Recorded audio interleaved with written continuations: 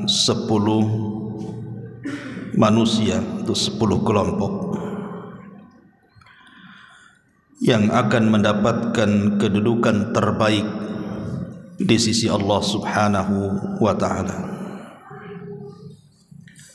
Siapa mereka?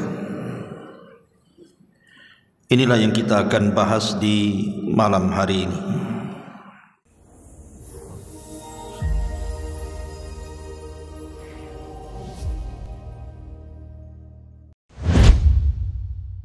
Assalamualaikum warahmatullahi wabarakatuh.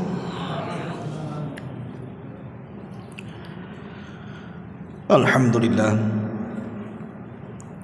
wassalatu wassalamu ala rasulillah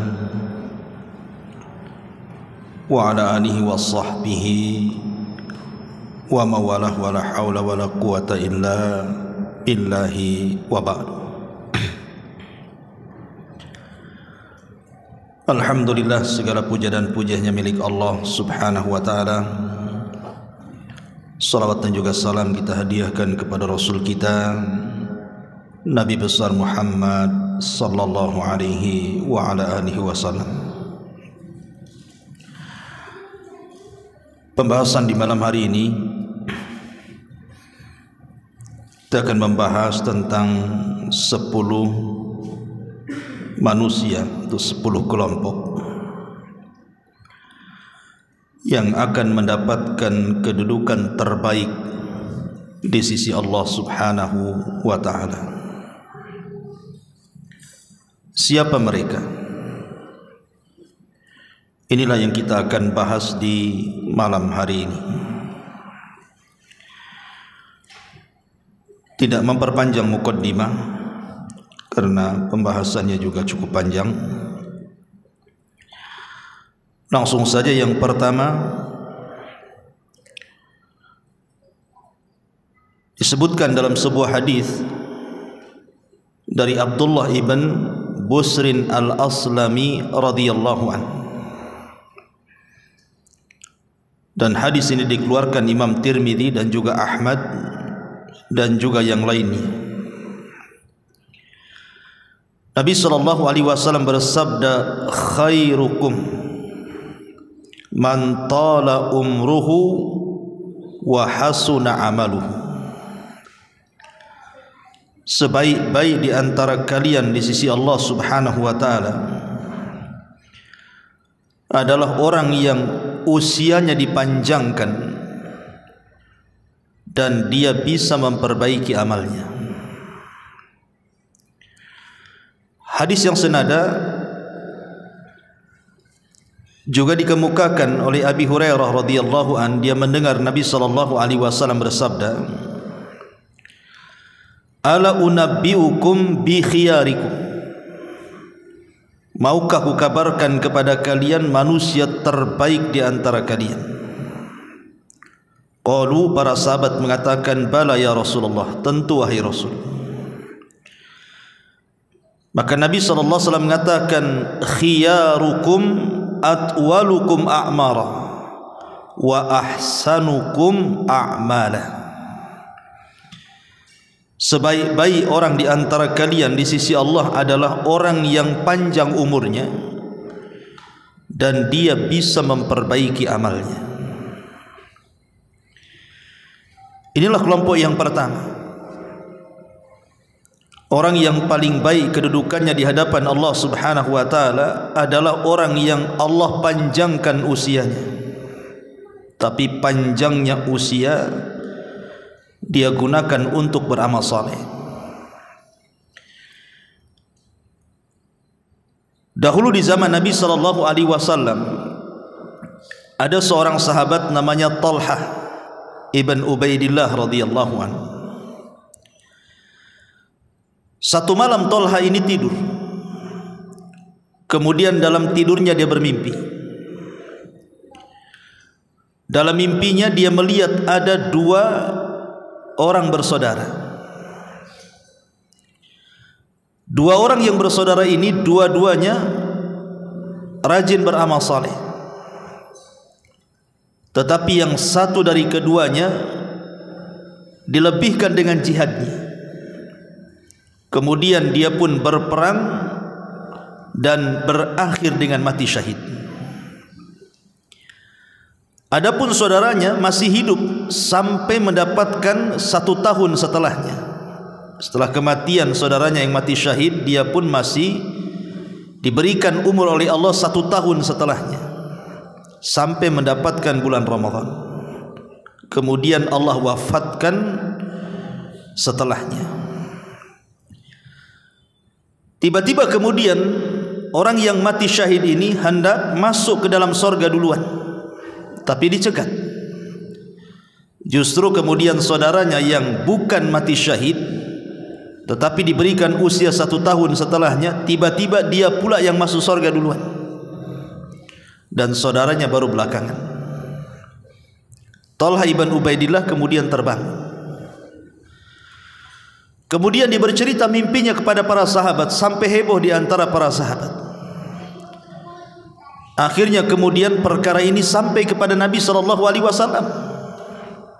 Kok bisa orang yang mati syahid dibelakangkan masuk sorga dibandingkan saudaranya yang tidak mati syahid? Maka setelah sampai perkara ini kepada Nabi SAW, maka Nabi SAW mengatakan di hadapan para sahabat, kenapa kalian heran? Wa qad shalla kadza wa kadza sajdatan fa shama Ramadan.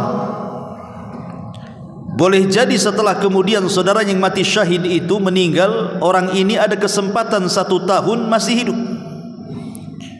Selama 1 tahun dia gunakan untuk memperbanyak salat, kemudian puasa sampai mendapatkan Ramadan.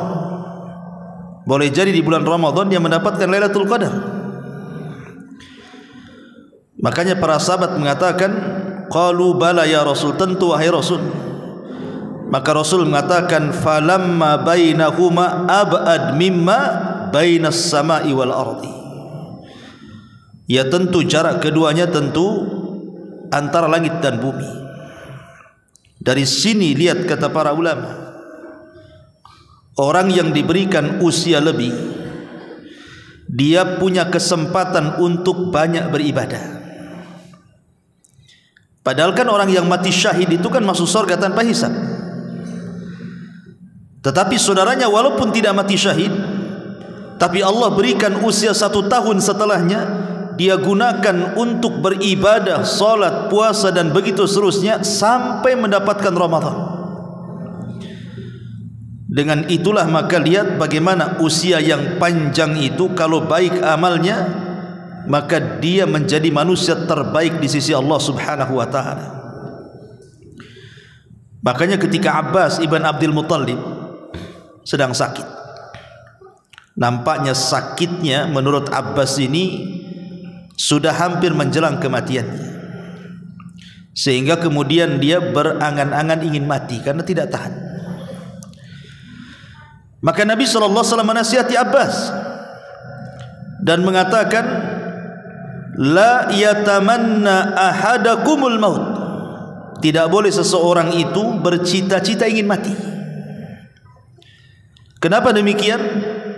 Fa imma muhsinan fala allahu an yazdada khairan wa imma musian fala allahu an yasta'tiba. Dalam riwayat Bukhari dijelaskan, karena boleh jadi kalau sakitnya disembuhkan dan dia orang baik, maka dengan diberikan usia panjang itulah dia bisa menambah ketaatannya kepada Allah. Tapi kalau dia orang jahat, kemudian disembuhkan dari penyakitnya, adalah kesempatan untuk bertobat. Ma'asyiral muslimin yang dimuliakan Allah Azza wa Jalla, dari sini tidak boleh seseorang itu berangan-angan ingin mati. Karena usia panjang, kalau niatnya kita untuk melakukan amal saleh dan ketaatan, maka akan menjadi manusia yang paling baik di hadapan Allah Subhanahu wa taala. Ini yang pertama.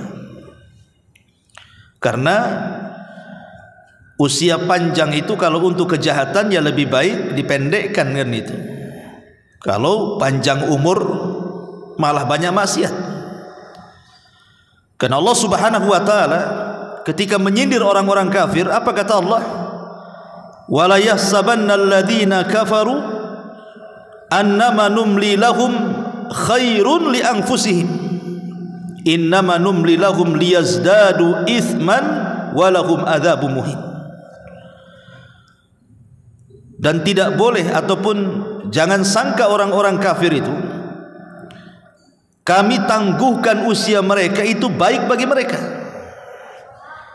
Kami hanya menangguhkan usia kepada mereka itu untuk supaya dosa-dosa mereka bertambah, dan sudah disiapkan kepada mereka azab yang menghinakan.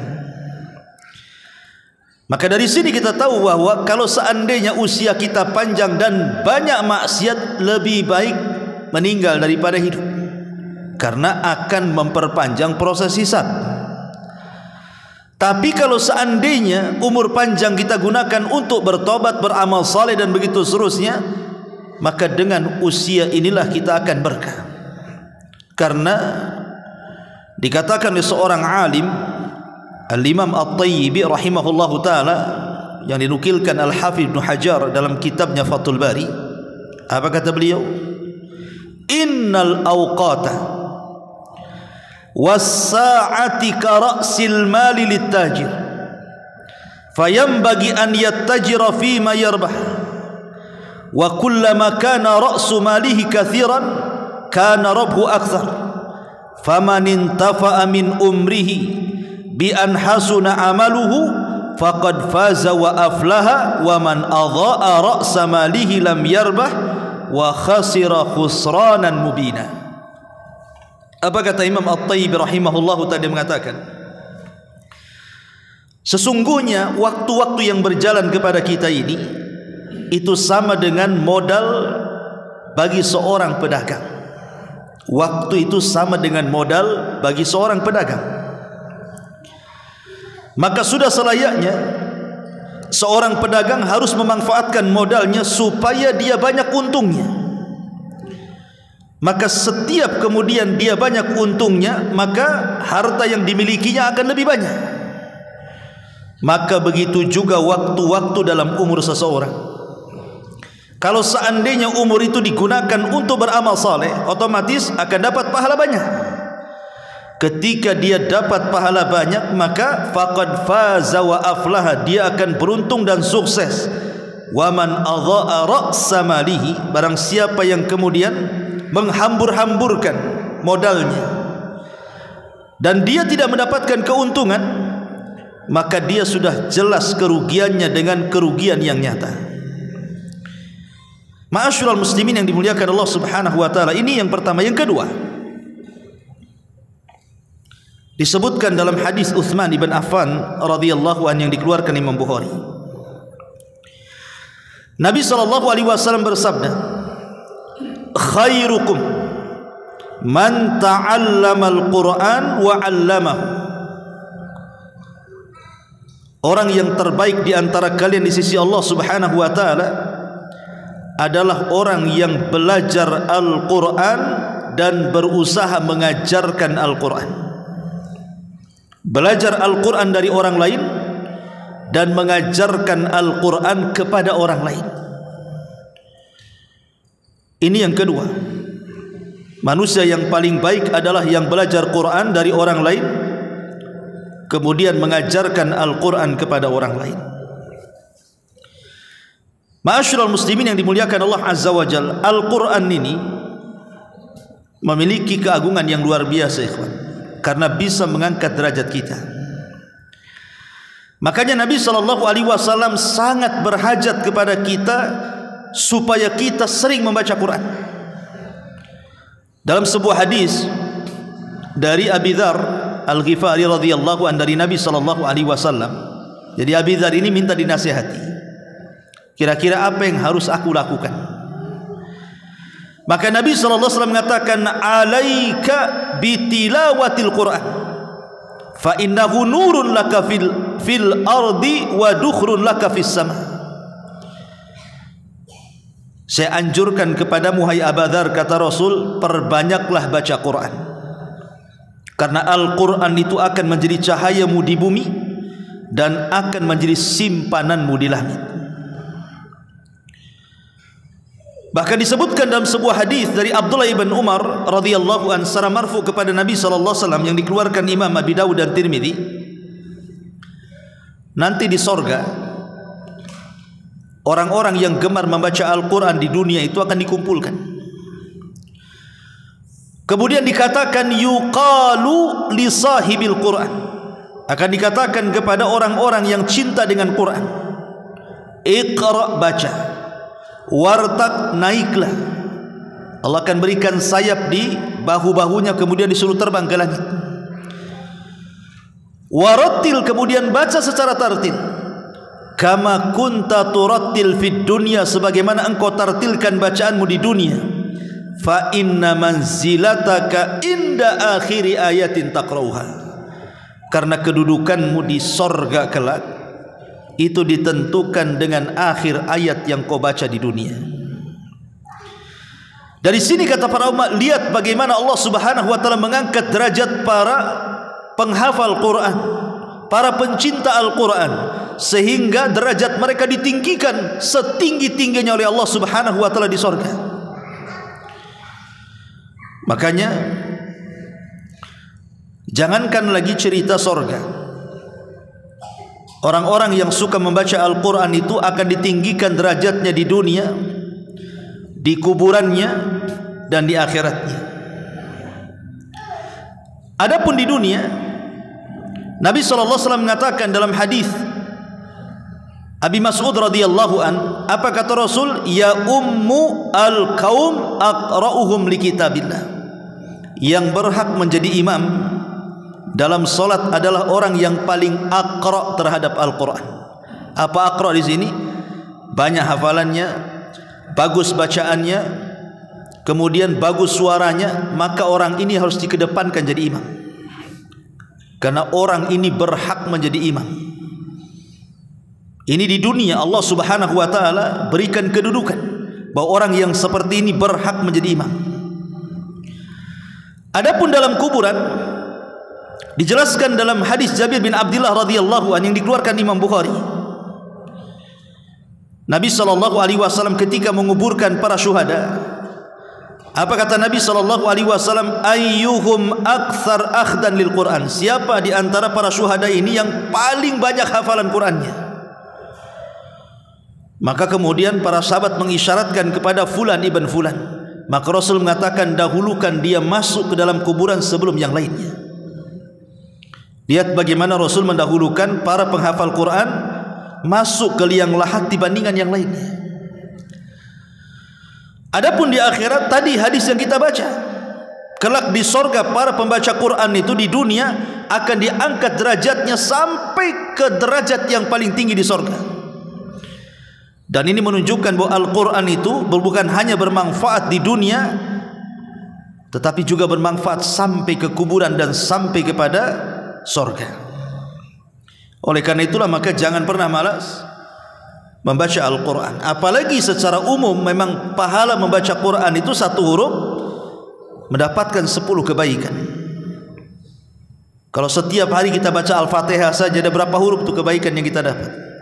Apalagi kalau satu lembar, 2 lembar, apalagi sampai dihatamkan dalam sekian hari, tentu pahalanya jauh lebih banyak lagi. Kemudian yang ketiga adalah hadis yang dikeluarkan oleh Imam Al-Bukhari, di mana Nabi SAW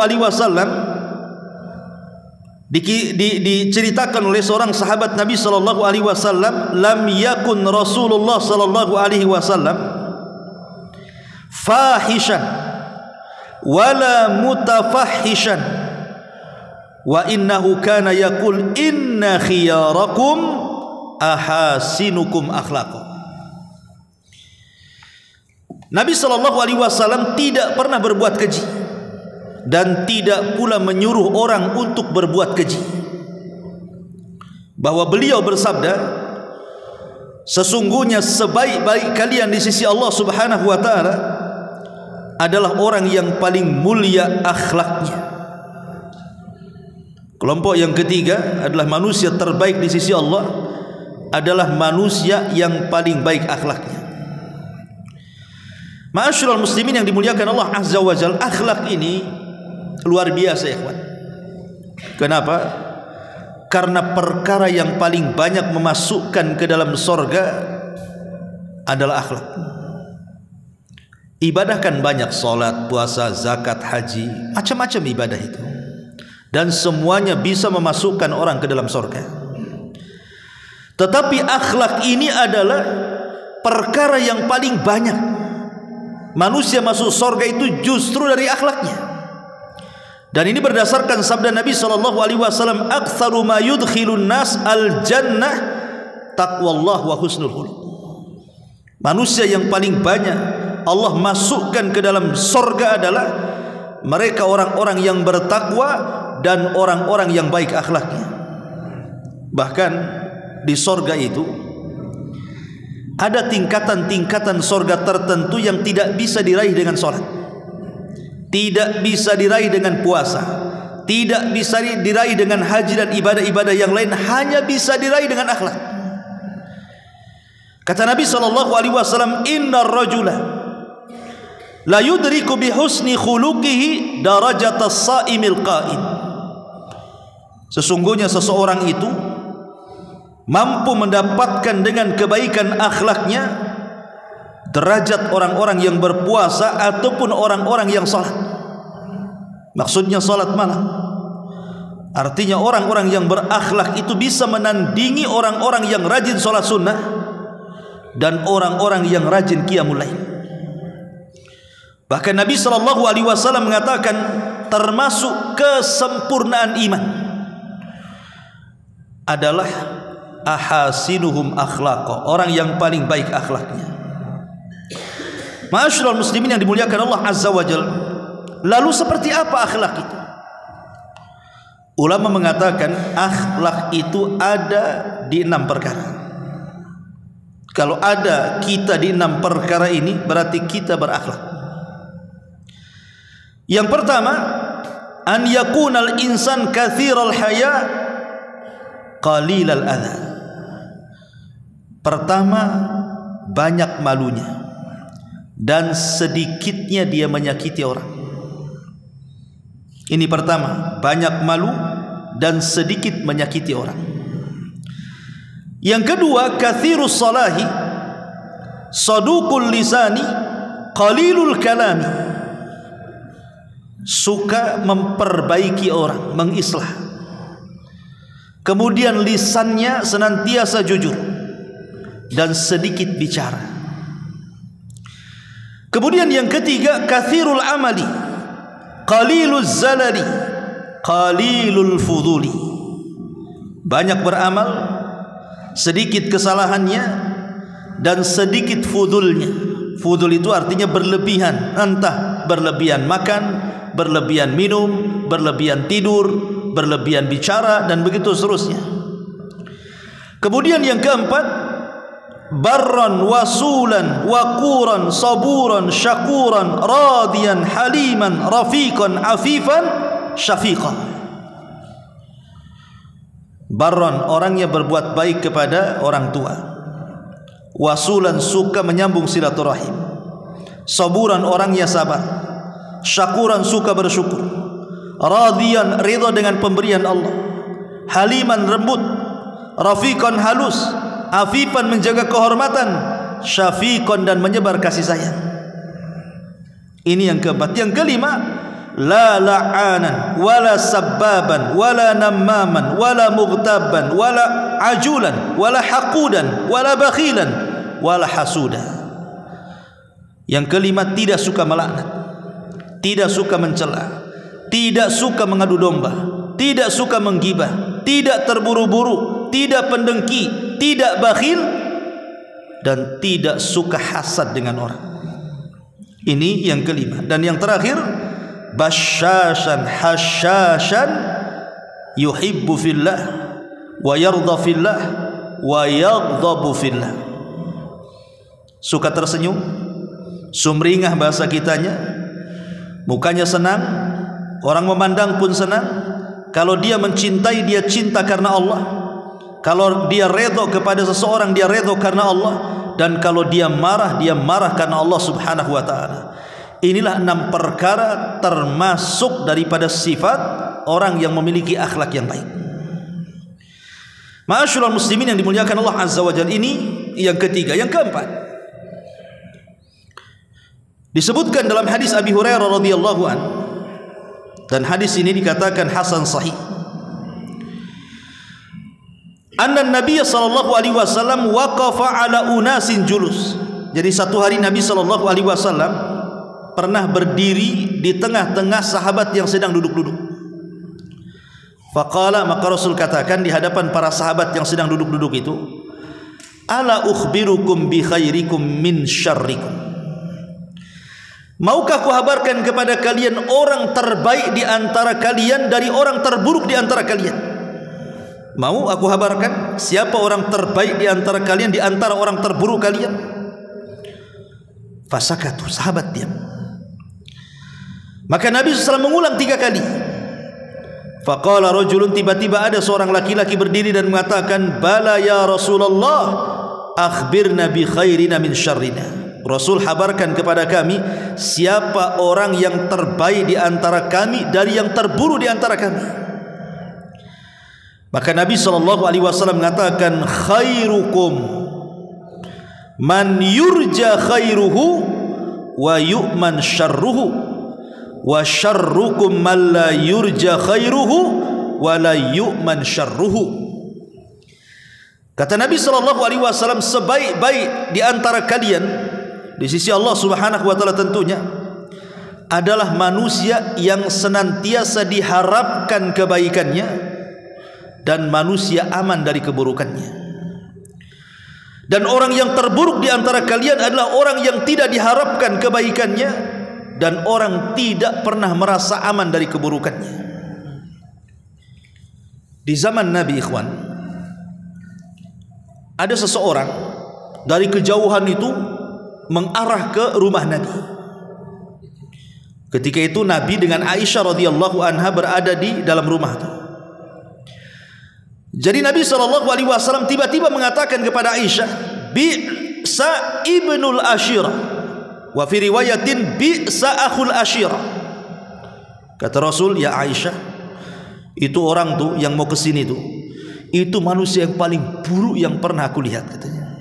Kata Rasul, itu manusia yang akan datang kemari itu adalah manusia yang paling jelek, yang paling buruk. Maka Aisyah radhiyallahu anha terdiam ketika orang tersebut datang. Anehnya Nabi SAW malah lembut dengan orang itu. Kemudian setelah berbincang-bincang dengan halusnya, dengan lembutnya, dengan akhlaknya Rasul memperlakukan orang itu, setelah pergi Aisyah heran dan mengatakan, Rasul, tadi kau ngomong orang itu orang yang paling buruk, kenapa kau bersikap baik dengan dia? Apa kata Nabi SAW? Ya Aisyah, inna min syarrin nas man tarakahun nas ittiqa'a syarrihi.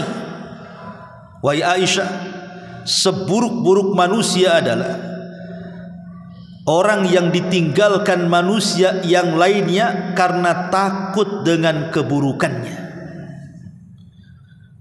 Orang yang ditinggalkan manusia oleh orang lain, kita ditinggalkan orang gitu. Kenapa orang itu meninggalkan kita? Karena orang itu takut dengan kita berbuat jahat kepadanya. Artinya kebalikannya, mafhum mukhalafahnya, kalau seandainya orang itu suka dengan kedatangan kita karena kita ini diharapkan kebaikannya, maka kita menjadi manusia terbaik di hadapan Allah Azza wa Jalla. Contoh umpamanya,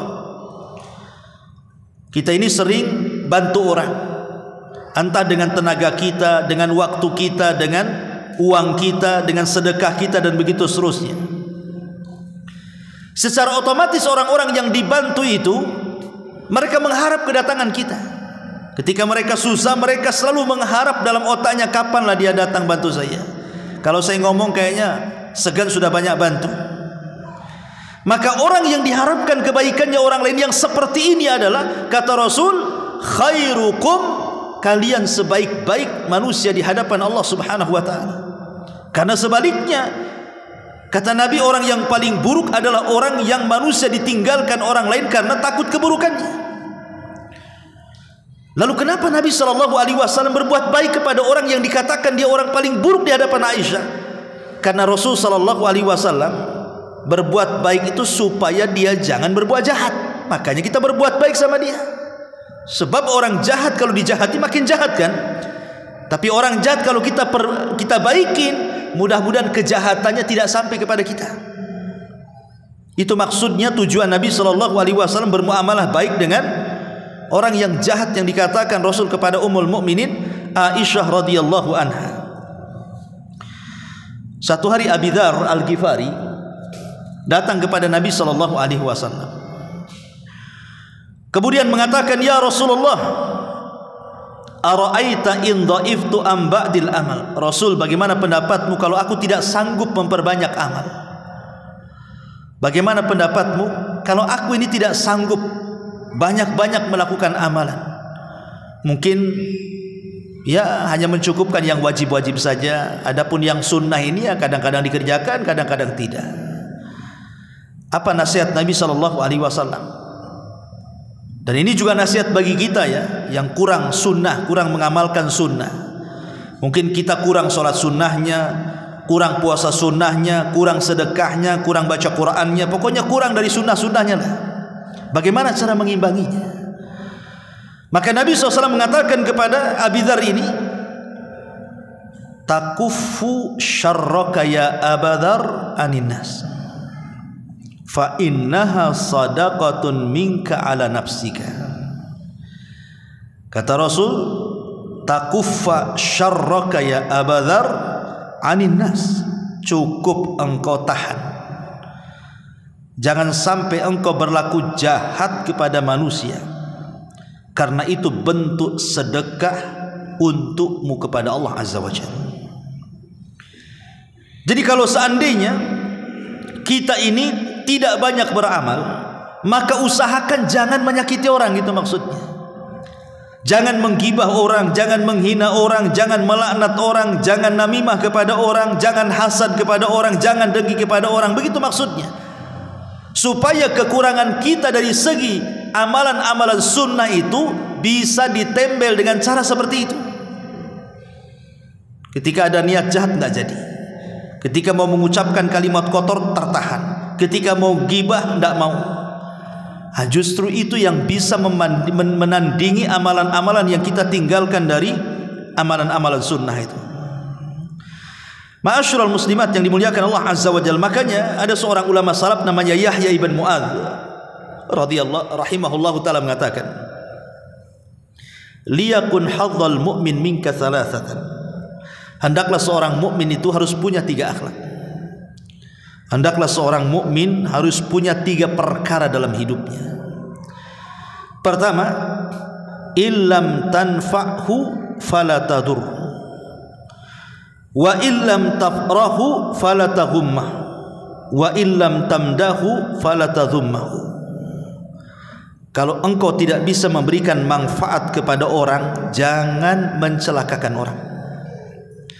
Kalau engkau tidak bisa membahagiakan hati orang, jangan membuat dia bingung ataupun stres gara-gara kita. Dan kalau kita tidak bisa memuji orang, jangan pula kita mencela orang. Apa kata Yahya bin Mu'adz? Kalau engkau tidak bisa memberi manfaat kepada orang, jangan menyakiti. Kalau engkau tidak bisa membahagiakan, jangan buat sedih. Kalau engkau tidak bisa memuji, jangan mencela. Inilah akhlak seorang mukmin. Ma'asyiral muslimin yang dimuliakan Allah Azza wa Jalla. Ini yang keempat. Yang kelima,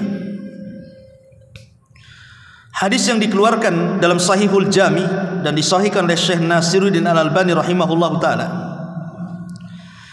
Nabi SAW mengatakan, "Khairukum man at'ama at-ta'ami wa radda as-salami." Orang yang paling baik di antara kalian di sisi Allah adalah orang yang suka memberi makan kepada orang lain dan suka menjawab salam dari salamnya orang lain. Anas bin Malik radhiyallahu an menceritakan ada seorang laki-laki datang kepada Rasul. Rasul, alimni amalan yudkhilanil jannah. Bisa enggak kau ajarkan satu amalan atau amalan-amalan apalah terserah yang dengan amalan itu Allah masukkan aku ke surga. Maka Nabi SAW mengatakan, at'imi ta'am.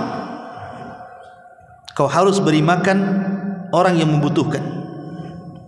Wafsus salam, sebarkan salam. Wa'ati bil kalam, perbaiki santunkan ucapan. Wa sholli bil laili wan nasu niyam, salatlah di malam hari ketika manusia tertidur. Kata Rasul, tadkhulul jannata bis salam, maka engkau akan masuk surga dengan selamat. Dan 4 poin ini adalah 4 poin yang pertama kali dikhutbahkan Rasul saat hijrah dari Makkah ke Madinah. Dan Nabi SAW ketika pertama kali khutbah di Kuba, 4 poin inilah yang dikhutbahkan Rasul SAW. Wahai manusia, berikan makan kepada orang-orang yang membutuhkan. Yang kedua, sebarkan salam, santunkan ucapan, dan salatlah di malam ketika manusia sedang terlelap tidur. Ketika Abdullah ibn Salam, seorang tokoh Yahudi, mendengar tuh khutbahnya Nabi SAW, langsung masuk Islam dia. Tokohnya Yahudi itu Abdullah ibn Salam itu ma'ruf. Ketika mendengar khutbahnya yang luar biasa, padahal cuma 4 kata ini saja, masuk ke lubuk hati Abdullah ibn Salam, datang kepada Rasul, padahal dia pendetanya Yahudi itu. Tiba-tiba dia mengatakan, asyhadu an la ilaha illallah wa asyhadu annaka rasulullah.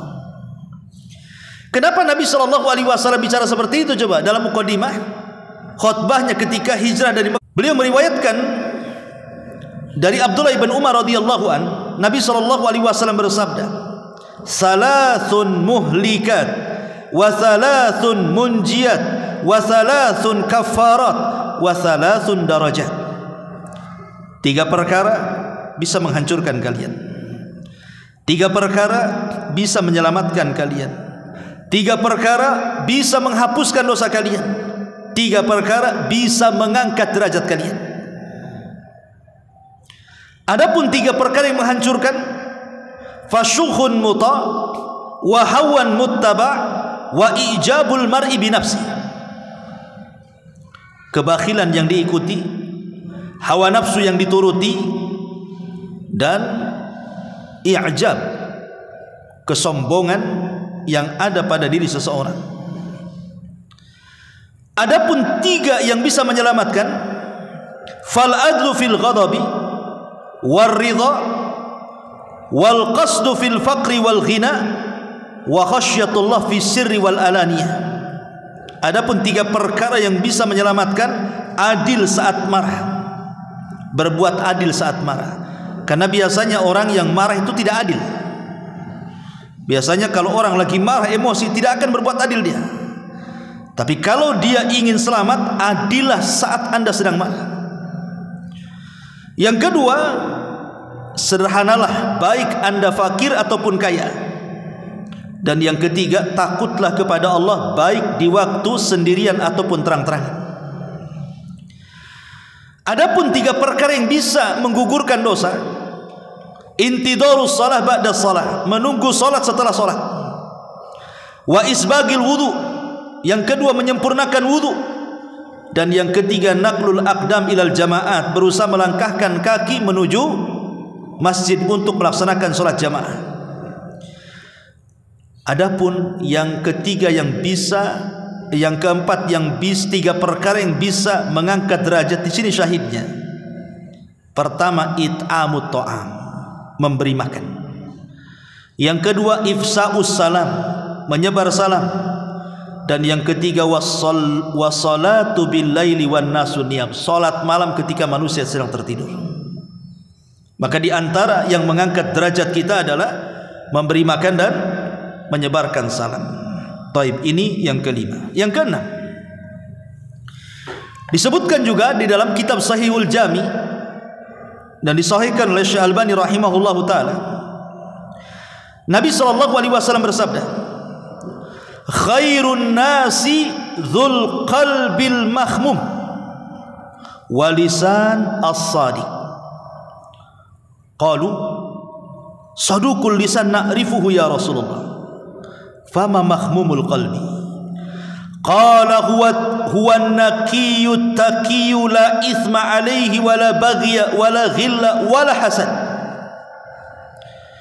Kata Nabi SAW, sebaik-baik manusia di sisi Allah adalah mereka orang-orang yang memiliki hati yang mahmum dan lisan yang jujur. Sahabat bertanya, Rasul, kalau lisan jujur kami tahu, hati yang mahmum itu apa? Jadi kalau lisan yang jujur, kata sahabat, kami sudah tahulah itu definisinya. Lah, hati yang mahmum itu seperti apa? Maka Nabi SAW mengatakan hati yang mahmum adalah an-naqiyat taqiyya la ithma alaihi wala baghya wala ghilla wala hasad. Orang yang memiliki hati yang sangat bersih dan bertakwa kepada Allah, tidak ada dosa, tidak berbuat zalim, tidak ada kebencian, dan tidak ada hasad. Maka orang yang seperti ini adalah sebaik-baik manusia di sisi Allah Subhanahu wa taala. Orang-orang yang memiliki hati yang bersih. Karena hati bersih itu hati penduduk surga. Hati penduduk surga itu satu hati. Makanya kenapa sebelum orang masuk surga itu, di situ ada kisos diulang. Pengulangan kisos yang pernah dilakukan kisos di dunia diulang lagi itu, supaya mencapai keadilan yang hakiki, sehingga ketika orang itu sudah melangkahkan kakinya ke surga, tidak ada lagi kedengkian dalam hatinya. Wa nazza'na ma fi sudurihim min ghillin ikhwana. Kami cabut tuh perasaan-perasaan dengki penduduk surga itu, sehingga masuk ke dalam surga ikhwana, mereka bersaudara, satu hati. Dan memang membersihkan hati ini sulit sekali. Kalau antum punya mobil, tinggal dibawa ke karwas saja sebentar dah bersih. Kalau rumah antum kotor, datangkan pembantu, bayar 1 juta satu hari, bersih kinclong. Baju kita kotor, tinggal dilondrikan, langsung bersih. Masalahnya kalau hati kotor ini macam mana cara bersihkannya? Antum minum Baiklin, matilah antum. Ya. Macam mana caranya? Sehingga membersihkan hati itu perkara yang sulit sekali. Perlu mujahadah, adanya kesungguhan dalam bersihkan hati itu. Contoh saja hasad. Saya, antum atau siapapun memiliki hasad. Tidak ada manusia kecuali ada hasad di hatinya. Ingatnya, tidak ada manusia kecuali ada hasad di hatinya. Tapi bagi orang baik, hasad itu tidak memadaratkan dia. Hasad itu menjadi bahaya ketika orang itu jahat. Kalau sekedar hasad saja, seseorang menginginkan seperti orang lain, itu kan hasad. Umpamanya kita lihat tetangga kita beli mobil, pengen juga punya mobil. Tetangga kita bangun rumah bagus, pengen juga punya rumah bagus. Itu kan hasad artinya. Kalau bukan hasad apa namanya? Tetapi kalau hasad ini dimiliki orang baik, tidak ada masalah, karena hanya keinginan saja. Tapi kalau hasad ini dimainkan orang jahat, mulai bercita-cita tamanni zawalin ni'mah, berangan-angan nikmat orang lain hilang, apalagi lebih buruk daripada itu supaya berpindah kepada dia, itu yang jadi masalah. Makanya orang hasad itu hatinya sakit, ya kawan. Di zaman Khalifah Mu'tasim, ada Arab Badui. Dia pandai bersyair. Jadi Arab Badui ini disukai sama khalifah. Jadi kadang-kadang diundang tuh, datangkanlah si Arab Badui itu ke istana katanya, biar dia bersyair di hadapanku, aku suka bahasanya. Jadi selalu datang Arab Badui itu menghibur khalifah. Rupanya apabila sang Badui ini menghibur khalifah dengan syair-syair Baduinya itu, adalah satu menteri tidak suka. Kata satu menteri, lo aku lo berpuluh-puluh tahun mengabdi kepada raja, tidak pernah aku duduk di samping dia tuh. Ini si Badui pula katanya, tidak punya kedudukan dari desa, kok dia bisa akrab pula dengan khalifah. Mulai hasad dia, hasad hatinya. Akhirnya dia merencanakan sesuatu. Dengan cara apa? Jadi satu hari raja ini meminta kepada sang menteri ini untuk memanggil Arab Badui menghibur khalifah. Di sini ada kesempatan membuat makan. Dengan cara apa? Diajak makan ke rumahnya, ke rumah sang menteri itu. Kemudian dikasih makan makanan banyak sekali, tapi semua makanannya itu berbau. Jadi menyisakan bau di mulutnya. Mungkin kalau sekarang ini makan pete, makan jengkol, makan apa yang kalau ngomong itu habis makan itu keluar baunya. Karena tahu dia akan menghadap khalifah, dibuat bau mulutnya. Lah sebelum Arab Badui ini datang kepada khalifah, si menteri ini sudah duluan datang kepada khalifah dan mengatakan, ya khalifah, ada kabar yang tidak enak bagimu tentang Arab Badui itu. Kata khalifah, ada apa? Dia kan orang baik, suka menghibur aku. Iya, tapi tahu nggak wahai Khalifah Mu'tasim, si Arab Badui itu memfitnah kamu di luar sana, bau mulutmu bau katanya. Jadi menuduh khalifah mulutnya bau. Dan itu sudah tersebar di fitnah kau sama si Badui itu. Badui ngomong kemana-mana, mulut khalifah bau katanya. Marahlah khalifah nih. Kalau gitu datangkan si Badui itu. Datang si Badui. Karena si Badui kan habis makan gak enak kan. Kalau dia ngomong sama khalifah kan takut bau. Jadi dia nutup lah, ngomong sambil nutup mulut. Ini kata khalifah, oh betul. Kenapa dia nutup mulut? Berarti betul kata sang menteri, karena dia takut bau mulutku sampai kepadanya. Tuh lihat hasadnya kan. Di sini hasadnya. Akhirnya marah khalifah. Kenapa? Khalifah tidak tahu maksudnya nutup mulut kan. Dikiranya betul kata si menteri bahwa si Badui ini ngomong mulut khalifah bau, makanya dia kalau ngomong begini. Akhirnya khalifah diam-diam memanggil seseorang untuk mengambil kertas dan pena. Diambilnya kertas dan pena itu, kemudian ditulis. Sesampainya surat ini, penggal kepala si Badui ini katanya. Itu isi suratnya. Si menteri dari kejauhan melihat khalifah memberikan kertas kepada si Badui karena sudah hasad.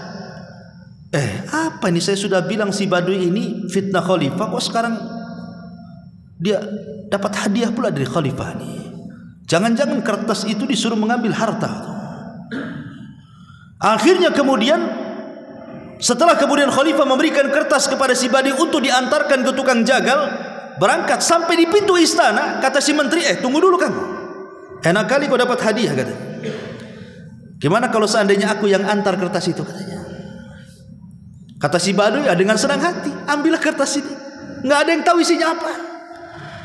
Tahu-tahu dibawalah sama si menteri ke tukang jagal, dia pula yang dipenggal lehernya. Sang khalifah bingung, yang disuruh dipenggal si Badui, kenapa pula si menteri yang dipenggal? Jadi dipanggillah si Badui itu, suruh cerita, kenapa kau kasih kertas itu kepada si menteri? Maka si Badui cerita mulai dari awal, dia datang dijamu, kemudian nggak enak bau, makanya saya ngomong gini kan. Akhirnya khalifah baru tahu kelicikan sang menteri. Apa kata dia? Dia mengatakan, alangkah adilnya hasad itu katanya. Alangkah adilnya hasad itu. Hasad itu sudah berbuat adil katanya. Makanya ada istilah halakal hasid qoblal masud. Terkadang orang yang hasad itu lebih hancur dibandingkan orang yang dihasadi kan. Walaupun tak jarang orang yang dihasadi bisa hancur gara-gara hasad. Karena hasad ini bagian daripada sihir masalahnya. Lahir padanya penyakit ain. Makanya kita disuruh berlindung kepada hasad seperti berlindungnya kita kepada setan. Min syarri hasidin idza hasad. Itu contoh penyakit hati. Maka orang yang terbaik adalah orang yang hatinya bersih, bukan hanya dari hasad, dari semua penyakit hati. Kata Rasul, itulah sebaik-baik manusia di sisi Allah Subhanahu wa taala. Ini yang ke-6, yang ke-7. Disebutkan juga dalam Sahih Adabil Mufrad. Adabil Mufrad adalah karya Imam Bukhari selain daripada Sahih, kitab As-Sahih, Adabil Mufrad. Nabi sallallahu alaihi wasallam bersabda, "Khairul ashabi indallahi khairukum li sahibihi." Sebab kalau kita mencintai seutuhnya, sekali ada masalah, sakitnya itu dalam kali. Sebagaimana kita benci seutuhnya, mau berkawan itu sulit sekali. Makanya cintai sekedarnya, benci sekedarnya. Karena terkadang orang yang dicintai bisa benci, terkadang orang yang dibenci pula bisa kita cintai. Begitulah sederhana dalam bersikap itu maksudnya. Makanya kalau kita lihat para sahabat Nabi SAW yang tadinya hendak membunuh Rasul, tiba-tiba menjadi sahabat Rasul. Contoh Zubair ibn Mut'im radhiyallahu anhu. Itu sudah bermaksud membunuh Nabi dari Mekah itu, dia sudah titipkan keluarganya. Kemudian dia bawa pedang dari Mekah berjalan ke Madinah. Sampai di kota Madinah pas waktu maghrib, itu kesempatan membunuh Nabi karena Rasul sedang sholat maghrib dan masjidnya gelap dan orang sholat tidak bersenjata, apalagi di kota Madinah, dan tidak ada yang curiga dengan dia. Ketika dia menyelinap di samping masjid dan sudah ada kesempatan menghunus pedang menyerang Rasul, tiba-tiba Nabi SAW di sholat maghrib itu membaca surah Toha sampai kepada ayat am khuliqu min ghairi syai'in am humul khaliqun am khalaqus samawati wal ardi bal la yuqinun. Apa kata Jabir? Hatta kada qalbi an yatir, hampir-hampir hatiku terbang mendengar ayat itu. Setelah itu dia sarungkan pedangnya menunggu Rasul selesai sholat maghrib. Setelah sholat maghrib dia datang kepada Rasul dan mengatakan asyhadu an la ilaha illallah wa asyhadu annaka Rasulullah. Ya Muhammad, dulu tidak ada manusia yang paling kubenci kecuali kamu, sekarang tidak ada manusia yang paling aku cintai kecuali kamu. Lihat, ma'asyiral muslimin yang dimuliakan Allah Azza wa Jalla. Jadi bersahabat itu penting, karena seseorang itu terkadang perlu berteman. Tetapi ingat bahwa agama kita pun bisa terpengaruh dengan agama teman. Kata Rasul, al-mar'u ala dini khalili. Seseorang itu tergantung agama kawannya. Uqbah bin Abi Mu'aid itu penggemar Nabi.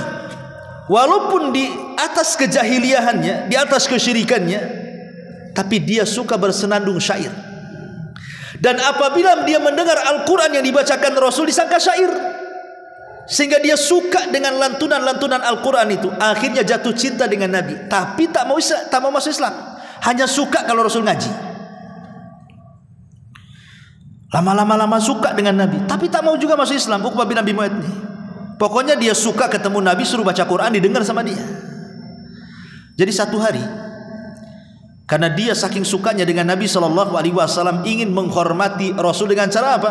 Mengundang makan di rumahnya, dimasakkan masakan yang enak, kemudian diundang Nabi. Masalahnya ketika sampai di rumah, Nabi tak mau makan.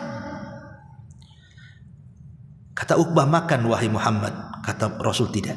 Makanlah. Enggak, katanya. Dan aib kalau tamu tak mau makan masalahnya.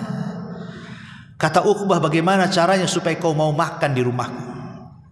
Kata Nabi SAW, bersyahadatlah wahai Uqbah. Kalau engkau bersyahadat, asyhadu an la ilaha illallah wa asyhadu anna Muhammad Rasul, aku akan makan. Karena aku ini seorang musyrik, tidak boleh makanan orang musyrik. Karena kan di zaman itu kan kita tahu bahwa makanan orang-orang Mekah itu makanan pokoknya daging kambing. Lain dengan Madinah kan itu ya. Dan kambing disembelih, sementara sembelihan orang musyrik haram kan gitu. Rasul tidak mau. Kecuali kau baca syahadat, baru aku mau. Terpaksalah Uqbah bin Abi Mu'aid membaca syahadat supaya Rasul mau makan. Akhirnya dia baca syahadat. Itu sebenarnya sudah langkah satu kan, dia dapat hidayah sebenarnya. Walaupun baca syahadatnya itu belum sepenuhnya dia ingin masuk Islam kan, hanya supaya Rasul makan saja. Karena terkadang niat itu nanti akan berubah di tengah jalan kan. Makanya kata Imam Syafi'i rahimahullahu ta'ala apa? Talabtul ilma li ajli dunya wa ya'bal ilmu illa an yakuna lillah. Dulu aku cari ilmu itu karena dunia, kata Imam Syafi'i. Karena Imam Syafi'i itu sejak kecil dia cari pondok yang gratis ya. Jadi dia hanya ingin makan aja di situ, bukan ingin belajar. Jadi dari pondok ke pondok itu cari yang gratisan aja, kata Imam Syafi'i itu. Tetapi setelah pinter, apa yang terjadi? Rupanya ilmu itu tidak mau dicari karena dunia, tetapi ilmu itu mau dicari karena Allah, katanya. Berubah niatnya kan. Boleh jadi orang itu awalnya karena dunia, di tengah jalan karena Allah. Bisa saja terjadi kan begitu. Seperti kata-kata Imam Syafi'i, "Talabtu al-ilma li ajli dunya." Aku mencari ilmu awalnya karena dunia, wa ya'bal ilmu illa an yakuna lillah. Tapi ilmu tak mau kecuali dicari karena Allah. Jadi Uqbah bin Abi Mu'aid walaupun dia tidak ada niat masuk Islam, tapi dengan ucapan syahadat kan sudah selangkah dia masuk hidayah kan. Masalahnya Uqbah bin Abi Mu'aid ini CS-nya Umayyah bin Khalaf.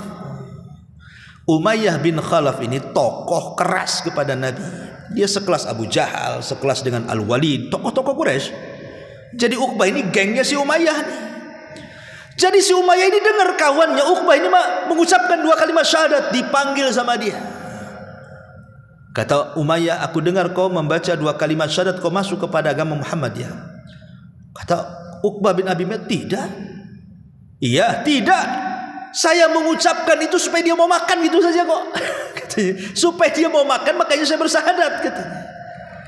"Oh tidak, kau sudah masuk ke agama Muhammad. Berarti kau bukan geng kami lagi. Sudah gengnya Muhammad kau ini," katanya. Kemudian kata Uqbah, "Kalau begini, kalau kau tidak percaya aku mengucapkan supaya dia biar makan saja, aku tidak ada niat masuk agamanya, kira-kira perbuatan apa yang harus kulakukan supaya kau percaya aku tidak masuk agama Muhammad?" Kata Umayyah, "Baik, buktikan kepadaku kau harus menghina Muhammad di tengah manusia." Akhirnya satu hari Abu Jahal ini sesumbar di hadapan para pemuda Quraisy. Di situ ada Uqbah. Dia mengatakan, "Man wadha'a sala jazur." Siapa yang bisa meletakkan sala jazur, kotoran unta yang masih berdarah itu, di pundak Muhammad yang sedang duduk nanti kalau dia sholat menghadap Ka'bah, letakkan sala jazur di atas pundaknya, maka falahu kada wa kada, dia akan mendapatkan ini dan itu. Wow, kesempatan Uqbah ini membuktikan kepada siapa? Umayyah. Dicarinya sala jazur itu, kotoran unta yang masih berdarah itu. Setelah dapat, betul-betul Rasul datang kemudian sholat depan Ka'bah. Disitulah kesempatan dia menghina Rasul untuk membuktikan kesetia kawanannya dengan Umayyah bin Khalaf. Na'udzubillah. Bayangkan, kadang-kadang kawan ini as-sahibus sahib, kata orang Arab itu, kawan itu bisa nyeret ya. Makanya hati-hati ya. Maka orang yang terbaik di sini yang nomor 7 adalah orang yang paling baik kepada temannya. Tentu teman yang baik yang bisa bermanfaat untuk kita ataupun berbuat baik kepada tetangganya. Kemudian yang nomor 8,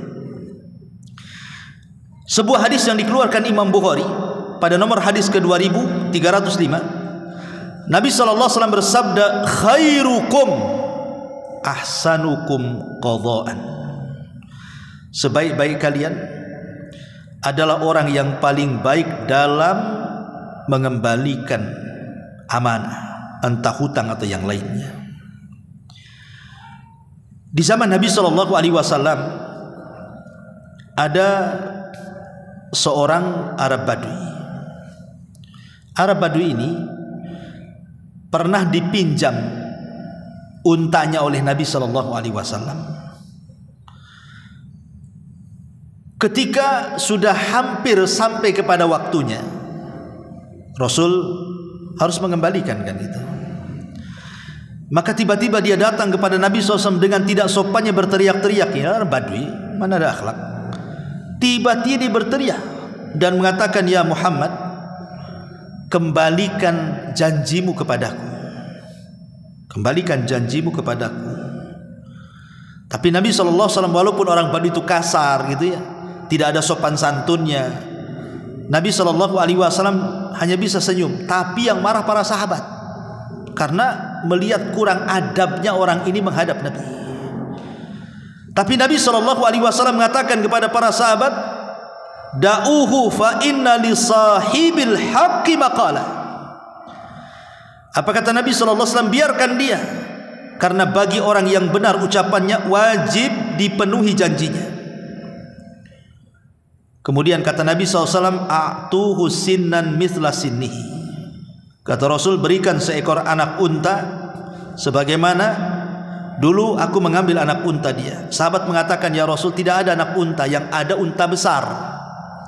Kata Rasul, "A'tuhu," tetap kasihkan dia. Kemudian Rasul mengatakan, "Fa inna min khiyarikum ahsanukum qadha'a. Karena orang yang paling baik di antara kalian di sisi Allah adalah yang terbaik di antara kalian ketika menunaikan janjinya. Jadi kalau seandainya saya berhutang sama antum, umpamanya bulan depan janji, kemudian antum nagih saya, mana Ustaz? Antum kan sudah hutang sama saya, kapan mau bayar? Padahal belum sampai waktunya nih. Entah mungkin seminggu lagi, mungkin karena antum butuh lah istilahnya kan, terpaksa mau mengambil duluan, maka saya kasih lebih. Itu maksudnya ya. Umpamanya hutang 1 juta, saya kasih 1.200.000. Tidak ada masalah. Justru ini manusia yang paling baik. Tapi jangan ada akad di awal, karena itu jadi riba masalahnya. Kalau akad di awal jadi riba. Dan orang yang meminjamkan uang itu bukan orang yang masyhur suka rentenir, tidak. Ya, maka melebihkan sesuatu supaya dia senang dan tanda terima kasih kepada dia tidak ada masalah. Dan itu masuk dalam hadis Nabi sallallahu alaihi wasallam di sini. Makanya Nabi sallallahu alaihi wasallam sangat memuji dalam hadisnya, rahimallahu rajulan samhan idza ishtara wa samhan idza ba'a wa samhan idza ishtara wa samhan idza qada wa samhan idza qada. Semoga Allah merahmati orang yang mudah dalam menjual, mudah dalam membeli, mudah dalam menghutang, dan mudah saat membayar hutang. Karena biasanya orang kalau pinjam uang itu mudah, bayarnya ini yang sulit. Paling sulit kalau nagih hutang tuh. Kalau lagi pinjam uang aja manis sekali mulutnya. Ketika ditagih pahit kali tulisannya. Kan begitu. Kadang-kadang lebih galak pula dia daripada orang yang hutang. Orang kan begitu umumnya kan. Itulah syaitan sebenarnya. Syaitan sudah bersarang sehingga dia tidak ada amanah lagi. Pada Rasul mengatakan apa? Sebaik-baik kalian adalah orang yang amanah dengan janjinya. Ini yang ke-8. Yang ke-9, Nabi SAW bersabda, khairukum khairukum li ahli wa ana khairun li ahli. Sebaik-baik kalian di sisi Allah, sebaik-baik kalian di sisi Allah adalah orang yang terbaik untuk keluarganya, dan saya adalah manusia yang paling baik kepada keluarga saya, kata Nabi. Maka yang ke-9 adalah orang yang terbaik di sisi Allah adalah orang yang bisa memposisikan diri kepada keluarganya dan dia memperbaiki keluarganya. Ku anfusakum wa ahlikum nara.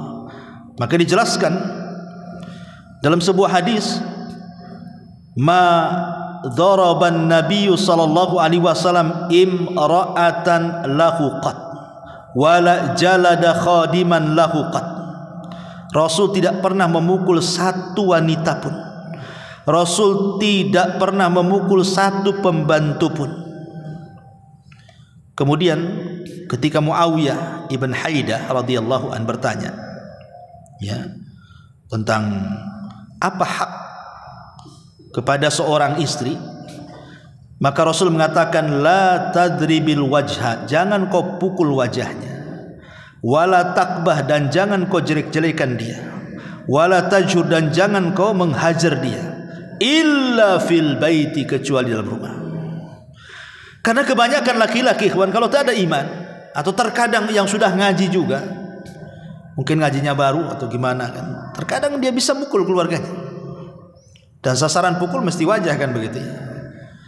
Padahal Allah Subhanahu wa taala ketika menciptakan Adam itu, Allah bentuk Adam itu ala suratihi, wajahnya seperti bentuk yang sangat indah sekali. Makanya kenapa kemudian kita tidak boleh memukul wajah? Karena memukul wajah itu sama dengan menyakiti sang penciptanya Allah Subhanahu wa taala.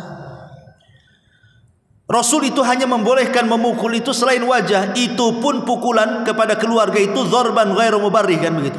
Pukulan yang tidak berbekas, dan itu pun sudah las, artinya sudah tidak bisa lagi kita bersama, bahasanya kan begitu. Karena pukulan itu sudah terakhir kan. Apa kata Allah Subhanahu wa taala? Apabila engkau takut istrimu itu melakukan nusuz, nusuz itu ya selingkuh atau yang semacamnya. Yang pertama fa'idhuhunna, nasihati dulu. Kalau tidak bisa fahjuruhunna fil madhaji, baru kemudian pisah ranjang. Yang ketiga, fadribuhun. Jadi yang terakhir memukul itu. Makanya kenapa kemudian seseorang itu harus adil dalam keluarga kan? Apa kata Nabi SAW? La yafruku mu'minun mu'minatan in kariha khuluqan radiyal akhar, kata Rasul. Tidak boleh seorang suami mencela istri atau sebaliknya. Kalau tidak suka dengan akhlaknya, maka lihat kebaikannya.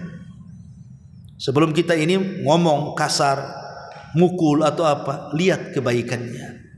Kebaikan istri itu lebih banyak ataukah lebih sedikit kan itu? Atau sebelum istri ngomong kasar sama suaminya, lihat kebaikan suaminya lebih banyak ataukah lebih sedikit, supaya bersikap adil di situ maksudnya. Ini yang nomor 9. Dan yang terakhir, hadis yang dikeluarkan Imam At-Tabrani, al-mu'minu ya'laf wa yu'laf wa la khaira fi man la ya'laf wa la yu'laf wa khairun nas anfa'uhum linnas. Orang yang beriman adalah orang yang ramah dan diperlakukan dengan ramah. Tidak ada kebaikan bagi seseorang yang tidak berbuat ramah, dan tidak pula pada seseorang yang tidak diperlakukan dengan ramah. Kemudian kata Rasulullah, sebaik-baik kalian di sisi Allah adalah orang yang paling bermanfaat bagi manusia yang lainnya. Kehadiran kita di tengah-tengah masyarakat itu kalau bisa bermanfaat untuk mereka. Ada kerja bakti, ikut gitu. Tetangga sakit, bantu. Tetangga butuh bantuan, bantu. Pokoknya bermanfaat. Banyaklah hal-hal yang bermanfaat itu. Kata Nabi SAW, salah satunya adalah sururun tudkhiluhu ala qalbil muslim. Kebahagiaan yang kau tanam ke hati seorang mukmin. Dan ini amalan yang paling afdal, namanya jabrul qulub. Ya, menempel hati orang. Itu amalan yang paling dicintai Allah. Ketika ada orang sedih, kita hibur, akhirnya ngurangi kesedihannya, gitu ya.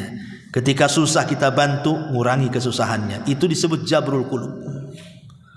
Karena aneh manusia ini, kadang-kadang, contoh saya sudah sibuk dengan pekerjaan saya sibuk dengan istri saya sibuk dengan anak saya sibuk dengan masalah saya. Tiba-tiba antum datang menghina saya, menggibah saya, mencaci maki saya lagi sibuk, antum datang menyibukkan lagi saya, kan gitu. Dengan kesibukan kita aja di rumah itu sudah luar biasa, jangan kemudian kita datang menyibukkan orang lain. Harusnya kita kurangi beban orang, ini tidak ditambahkan beban orang lain.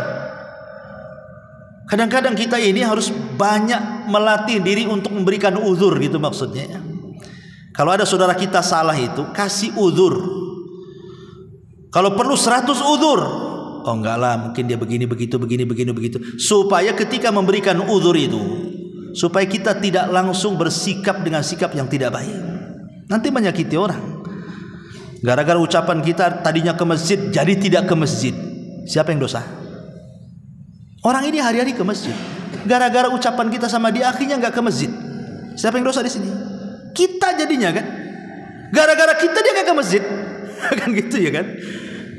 Masyarul muslimin yang dimuliakan Allah Azza wa Jalla. Maka yang terakhir adalah kata Nabi SAW, khairun nasi anfa'uhum linnas. Sebaik-baik manusia adalah yang bermanfaat bagi manusia yang lainnya.